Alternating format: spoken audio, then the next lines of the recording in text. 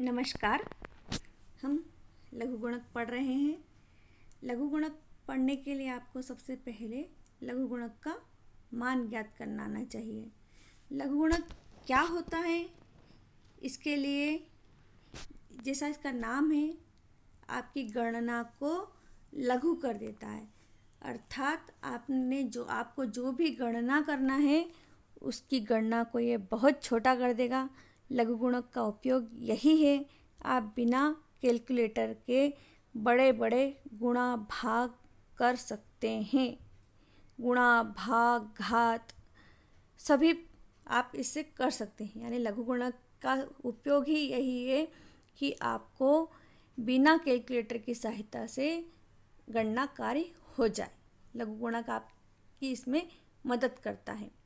तो लघु गुणक ज्ञात करने के लिए किसी भी संख्या को पहले आपको लघु गुणक यानी लॉग में बदलना होगा। लॉग में बदलने के लिए आपको लघु गुणक का मान ज्ञात करना आना चाहिए। लघु गुणक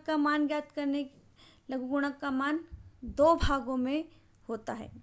आप लॉग का मान जब भी याद कर सकते हैं जब आपको उसका मान अच्छे से निकालना आए। तो सबसे पहले आपके दिमाग में एक बात रहनी चाहिए कि लघु गुणक का मान दो भागों में होता है। पहला भाग है आपको पूर्णांश, पहला भाग कहलाता है लघु गुणक की मान का पहला भाग पूर्णांश कहलाता है और दूसरा भाग अपूर्णांश कहलाता है। पूर्णांश आपको बनाना पड़ेगा जो नियमों के आधार पर रहता है। यानी लघु गुणक का जो पूर्णांश वाला भाग रहेगा वो आपको बनाना आना चाहिए और अपूर्णांश वाला भाग जो दूसरा रहेगा वो आपको लॉग टेबल की सहायता से निकल के आएगा। तो आपको पूर्णांश बनाना भी आना चाहिए और दूसरा आपको लॉग टेबल भी देखना आना चाहिए, जब भी आप लघु गुणक का मान ज्ञात कर सकेंगे। जैसे ये सामने आपके उदाहरण के लिए एक संख्या लिखी हुई है लॉग। अगर हमको किसी भी संख्या को लघु गुणक से गणना करना है तो पहले हमको लघु गुणक में कन्वर्ट करना पड़ेगा। तो ये आपके सामने एक उदाहरण है। लॉग 300 दिया हुआ है और उसका लघु गुणक का मान है 2.471। तो ये जो मान लिखा हुआ है दो वाला भाग जो लिखा हुआ है दो वाला भाग लिखा हुआ है वो पूर्णांश कहलाता है और जो 0.471 रहेगा वो आपका टेबल का मान रहेगा। तो आपको ये दो बनाना भी आना चाहिए और आपको टेबल का मान भी देखना आना चाहिए। अब इसमें सेकंड वाले उदाहरण में देखिए आप 432 ये संख्या दी हुई है, 432.5 ये संख्या दी हुई है और इसका टेबल का मान है 2.6360। तो आगे वाला जो भाग है वो पूर्णांश है और पीछे वाला भाग लॉग टेबल का मान है। तो ये आपको अगर आपको लघु गुणक के सवाल करना है या लघु गुणक के जो नियम जानना है तो सबसे पहले आपको लघु गुणक का मान याद करना आना पड़ेगा।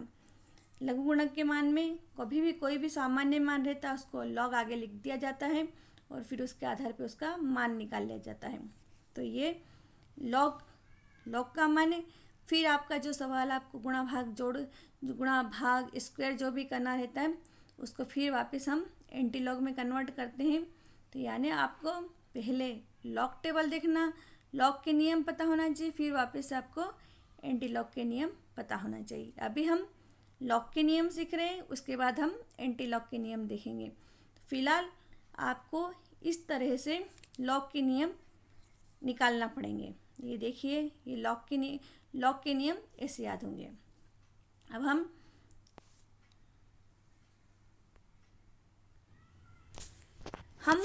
पहले लॉग टेबल के बारे में बात कर लेते हैं। लॉग टेबल देखना आपके लिए ज़्यादा सरल रहेगा और पूर्णांश बनाना थोड़ा सा कठिन रहेगा, पर आपको दोनों नियम अच्छे से आना चाहिए।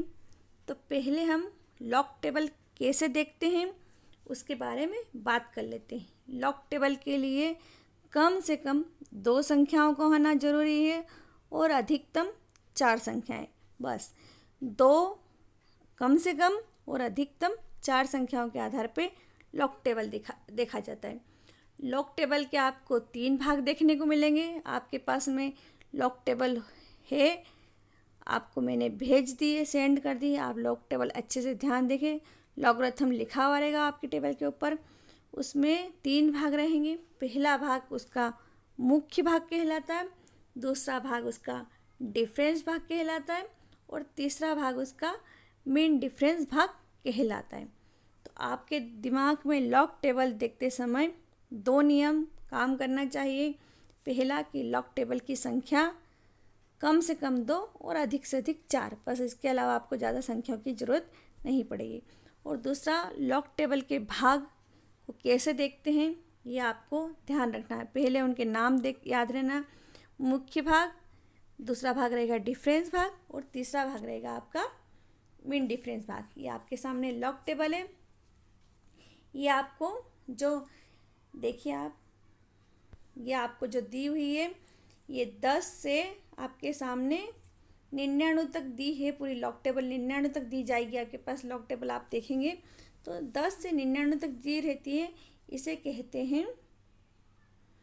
कहते हैं मूल भाग या मुख्य भाग। तो ये इसके आधार पे जो 10 से 99 दी रहेगी उसके आधार पे आप लॉग टेबल देखेंगे। और जो ये 0 से 9 तक दिया हुआ है येलो अक्षर में, आप देखो 0 1 2 3 4 5 6 7 8 9, 0 से 9 तक दिया हुआ ये डिफरेंस भाग कहलाता है। इसके बाद में ये जो भाग लास्ट में दिया हुआ ये भी आपका 1 से 9 तक दिया हुआ है, ये मीन डिफरेंस भाग कहलाता है। तो पहला भाग ये जो 10 11 12 99 तक दिया हुआ ये मुख्य भाग या मूल भाग है। 0 से 9 तक जो दिया हुआ है वो डिफरेंस कहलाता है। और लास्ट में आपको जो दिया हुआ है वो मेन डिफरेंस है। आपको ये तीनों बातें दिमाग में रखना और इसका टेबल का कैसा उपयोग करते हैं ये इसका नियम बता देती हूँ मैं आपको। जो आपको ये 10 से 99 तक संख्या रहेगी, ये आगे की 2 संख्याओं के आधार पर आप इसको देखेंगे। आगे की यानी लॉग टेबल देखने के लिए आपको जो 4 अंकों की ज़रूरत है उसके आधार पे आप पहले दो अंकों से आप जो मुख्य भाग रहेगा उससे आप सिर्फ लॉग टेबल देखेंगे। ये सिर्फ देखने के लिए। दूसरे नंबर का जो अक्षर रहेगा उसके आधार पे आपको मान मिलेगा। और जो तीसरे नंबर का लास्ट वाला चौथे नंबर का जो अक्षर रहेगा वो जो हमें मान मिलेगा उसमें हम उसको जोड़ेंगे। यानी आपके 4 भाग हो गए। जैसे मान लीजिए 2 3 4 5, तो इसमें ये जो 2 और 3 ये मुख्य भाग, हम इसको 23 देखेंगे। फिर 4 ऊपर से हम मीन भाग देखेंगे और डिफरेंस वाला भाग देखेंगे। और लास्ट में जो 5 वाला है हम मीन डिफरेंस वाला भाग देखेंगे। 23 आप मुख्य भाग में देखेंगे, 4 डिफरेंस वाले भाग में देखेंगे और 5 मीन डिफरेंस वाले भाग में देखेंगे। इस तरह से ये लॉग टेबल का नियम है। फिर से मैं आपको रिपीट कर देती हूँ। आपको लॉग टेबल देखने के लिए 4 अंकों की ज़रूरत पड़ेगी, अधिकतम कम से कम 2 अंक। 4 अंक से आपको जो 4 अंक के जो पहले 2 भाग आपको आगे से ही गिनती लगाना है। 4 अंक के जो फर्स्ट 2 रहेंगे 2 और 3, तो आगे के जो दो पहले अक्षर रहेंगे या जो 2 अंक रहेंगे उससे आप मुख्य भाग देखेंगे।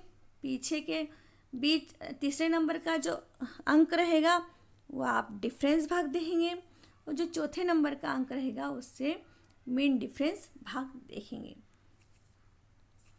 ये देखिए ये लॉग टेबल है आपके सामने। एक उदाहरण है 31.62। 31.62 को आप लॉग टेबल देखना हो तो कैसे देखेंगे? 31.62 का हम लॉग टेबल देखेंगे तो ये देखिए 31 का 6 आपके सामने ये है, 4 9 3 7।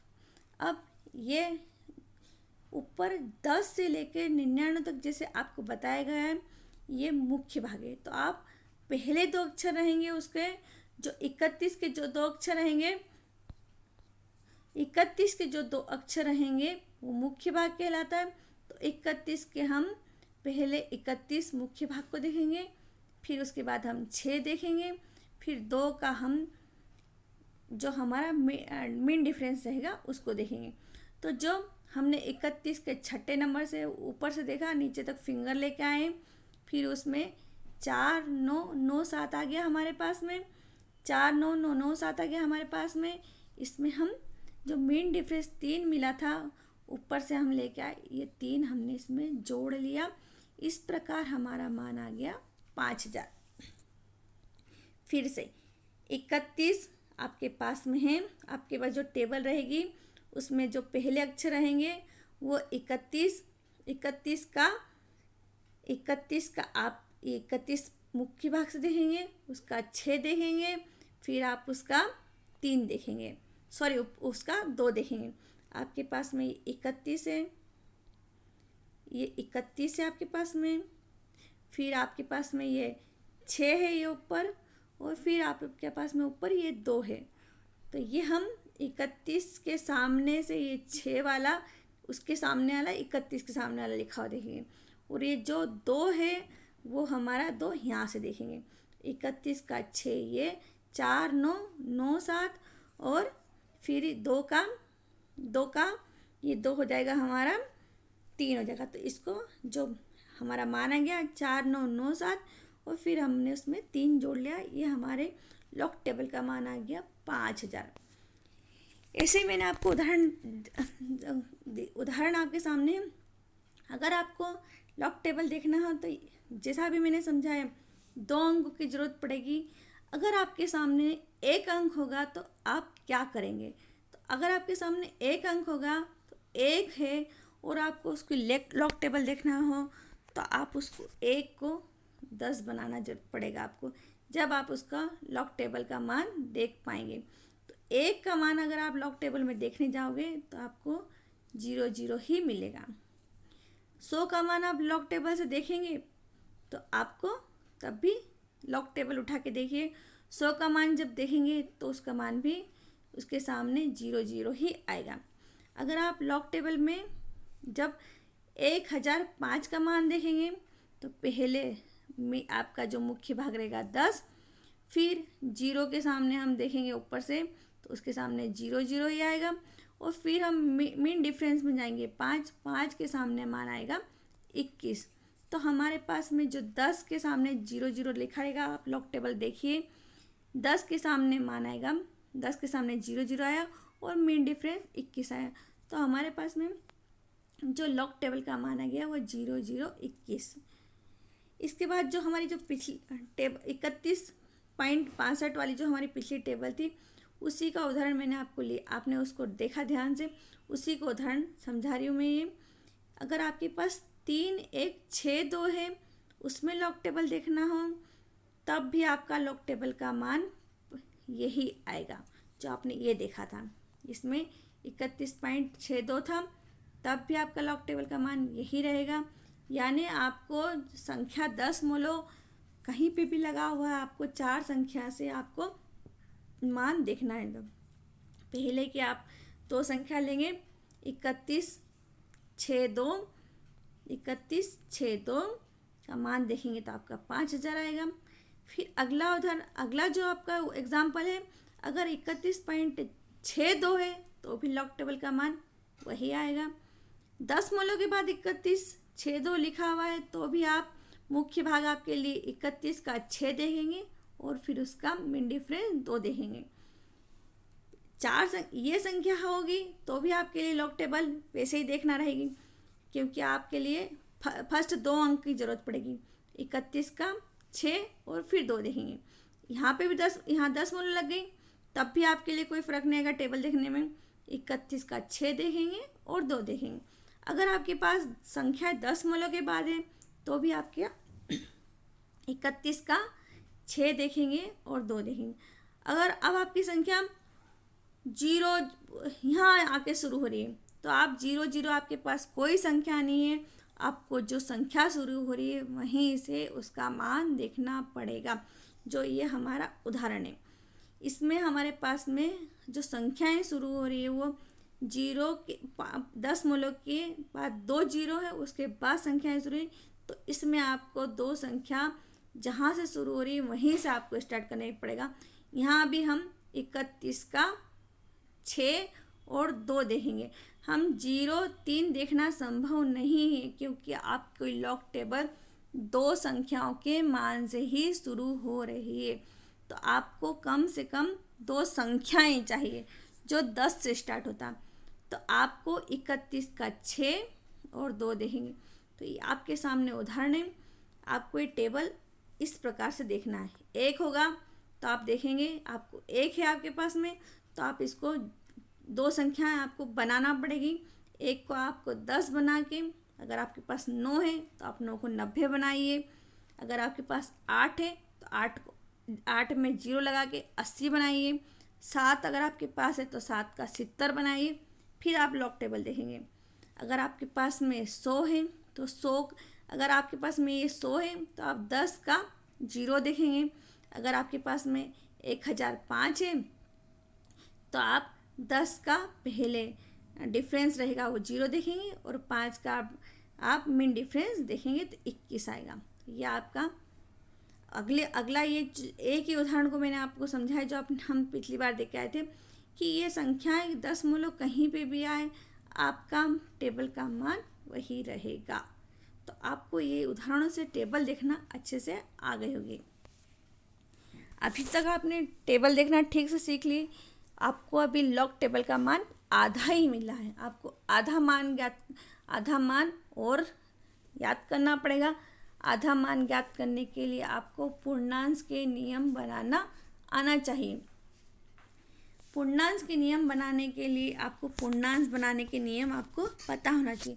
पूर्णांश बनाने के लिए सबसे पहले आपके दिमाग में जो बात याद रखना है, वो शब्द याद रखना है, वो दशमलव के आधार पे ही पूर्णांश के नियम बनेंगे। यानी आपके पहला नियम, आपकी संख्या 1 है या 1 से कम है, 1 है या 1 से अधिक है। 1 या 1 से अधिक है तो वह संख्या धनात्मक कहलाती है। और अगर 1 से कम संख्या है, 1 से कम संख्या कौन सी होती है? 1 से कम संख्या होती है 0.99। 0.99, 100 में से 0.1 घटा देंगे आप, 0.01 घटा देंगे तो 99। तो सबसे कम संख्या 1 से कम 0.99 हुई।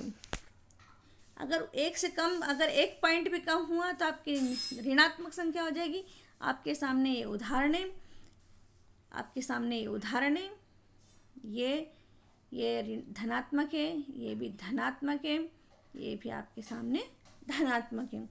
लेकिन जैसे ही अगर आपके दशमलव के पहले कोई संख्या नहीं लिखी हुई है, इसमें दशमलव के पहले कोई संख्या नहीं लिखी, तो ये संख्या आप ऋणात्मक संख्या कहलाती।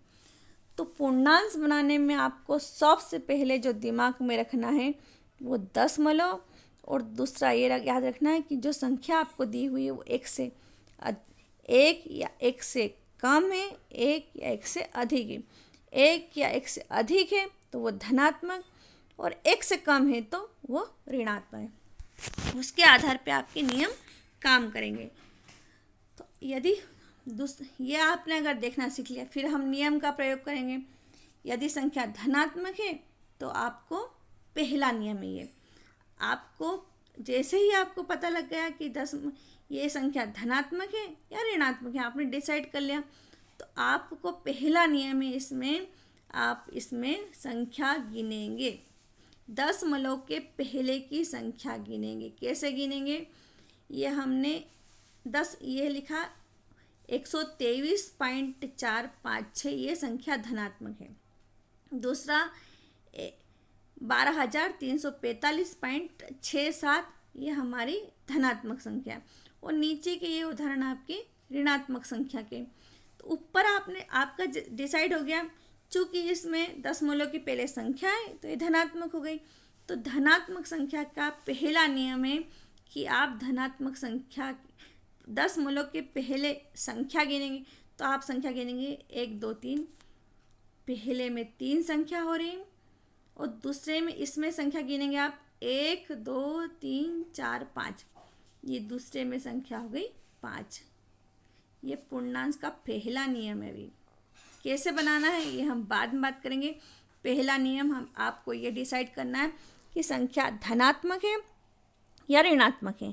आपने डिसाइड कर लिया कि संख्या धनात्मक है तो आप संख्या गिनेंगे।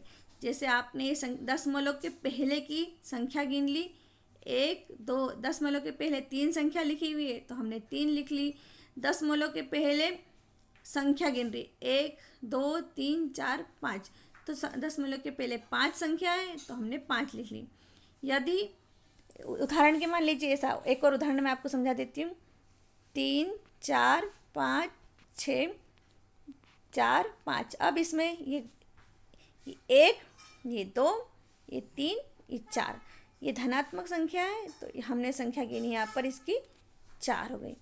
तो यह इस तरह से आपको संख्या गिना, 10 मूलों के पहले की संख्या गिन ली।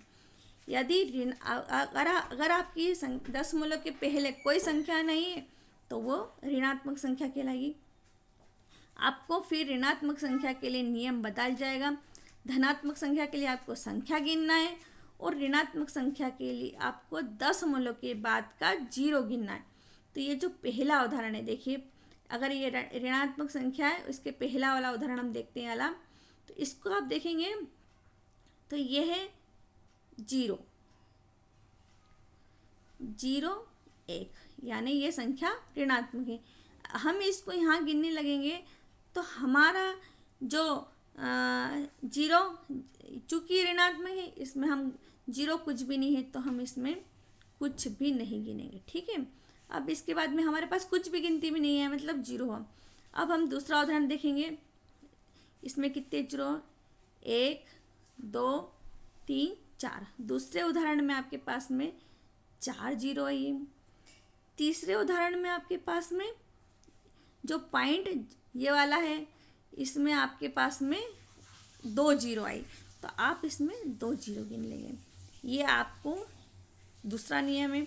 तो पहला नियम आपको ये डिसाइड करना है कि आपकी संख्या धनात्मक है। हम पूर्णांक बनाने के नियम पे बात करें, पहला आपको डिसाइड करना है कि संख्या धनात्मक है या ऋणात्मक है। जैसे ही आपने डिसाइड कर लिया कि संख्या धनात्मक है तो आप संख्या गिन लेंगे, ऋणात्मक है तो 10 मूलों के बाद के 0 गिन लेंगे। इसके बाद में फिर हमारा नियम ये कर लिया, आपने जो भी संख्या गिनी है, अगर संख्या धनात्मक है तो जो संख्या आपने गिनी है उसमें से 1 घटा देंगे। यदि आपकी संख्या ऋणात्मक थी और आपने 0 गिने हैं तो जितने भी 0 गिने हैं उसमें 1 जोड़ देंगे। ये आपका नियम है। यानी धनात्मक संख्या में आपने जो भी संख्या गिनी है उसमें 1 घटा देंगे, और यदि आपकी संख्या ऋणात्मक थी और आपने 0 गिने हैं तो आप उसमें 1 जोड़ देंगे। ये आपका पूर्णांक आ जाएगा, ठीक है। देखिए अगर यही हमारा उदाहरण हम बात करते हैं इसी उदाहरण पे, तो ये हमारा जो 3 और 5 आया था, इसी में चलिए मैं एक उदाहरण खुद ही बता देती हूँ। अगर हमारा धनात्मक संख्या में 4 5 6 7 पॉइंट 0 2 3, ये हमारी एक धनात्मक संख्या है। तो यहाँ हम कितनी संख्या गिन लेंगे, 10 मूलों के पहले 1 2 3 4, ये हमने गिन ली तो हमारी कितनी हो जाएगी, 4 में से 1 घटाएंगे तो हमारा पूर्णांक हो गया, ये हमारा 3 पूर्णांक हो गया।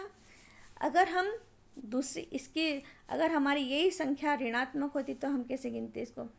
अगर हमारी एक संख्या ऋणात्मक हो 0 0 0 5 6, अगर हमारी संख्या ऋणात्मक है तो हमने 0 गिने 1 2 3, 3 0 हमने गिने हैं, 3 0 में हम 1 जोड़ देंगे तो हमारा 4 आ जाएगा। यहाँ पे हमारा पूर्णांक मिल गया हमको 4 और ये पूर्णांक मिला हमको 3। पर इस पूर्णांश और इस पूर्णांश में ये अंतर है कि जो ये 3 मिला है ये हमको धनात्मक मिला है और जो ये 4 मिला है ये हमको ऋणात्मक मिला है। तो इसके लिए आपको 4 जो मिला है उसको ऋणात्मक दिखाने के लिए इसके ऊपर बार लगता है। तो 4 बार का लिखेंगे, 4 बार का लिखना पड़ेगा आपको। 4 बार का आप ऐसे लिखते हैं।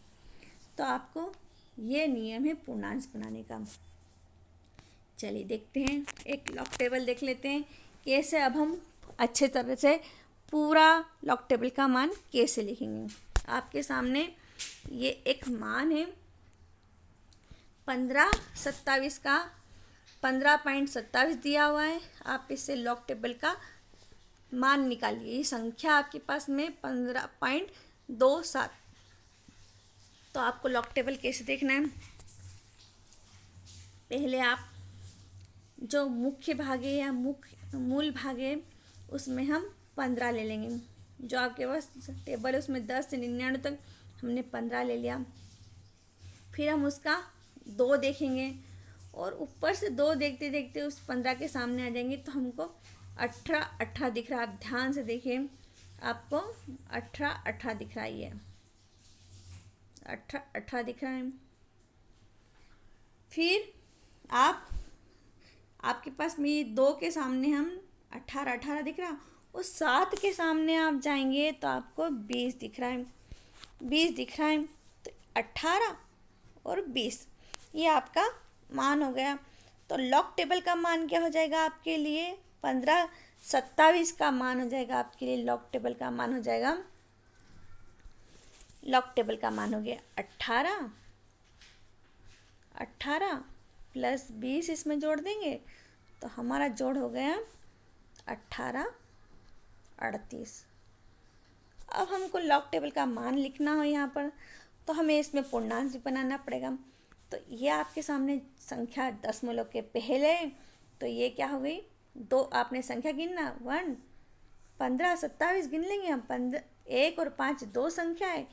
पूर्णांश बनाने के लिए 1 और 5 2 संख्या है, आपको इसमें से 1 घटाना पड़ेगा। तो आपका आ गया 2 समय से 1 घटा दिया आपने तो आपका आ गया 2 में से 1 घटा दिया तो आपका पूर्णांश आ गया 1। अब इसका मान कैसे लिखेंगे, 1.1838।